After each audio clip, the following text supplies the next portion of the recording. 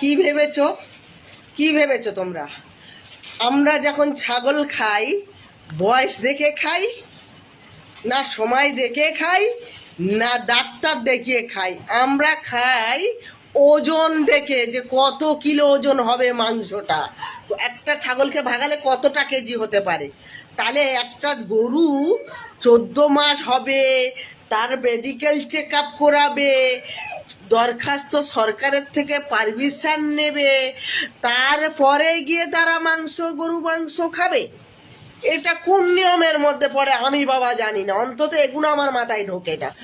তোমরা এইগুলো কেন করছো? তাদের খাদ্য, তারা খাক না। হ্যাঁ, আমরা তারা ওয়েট দেখে নেবে, তারা দাগ খতিয়ান দেখে গরু মারবে, না সময় দেখে গরু মারবে, না ওজন দেখে গরু মারবে? কোনটা? না বয়স দেখে গরু মারবে? বয়স তো দেখে গরু মারা উচিত নয়। তাদের সময় হলে যখন খাবার ইচ্ছা হবে, মনে হবে, তারা কাটবে, খাবে। হ্যাঁ, তারা গোপন সেফটি খাবে। তারা অবশ্যই 25-30 ঘর আছে, সেখানে একটা গরু মেরে তারা খেতেই পারে, অ্যাভেলেবেল খেতেই পারে, তাই না? তাহলে সেখানে অসুবিধা কোথায়? জানি না শুভেন্দুর ফটো ছিল, তাতে কোন মায়ের সন্তান, কোন বাপের, কোন শিক্ষার সন্তান আমি জানি না, মারছিল, জুতো দিয়ে মারছিল। এগুলো ঠিক না, এগুলো অনুচিত।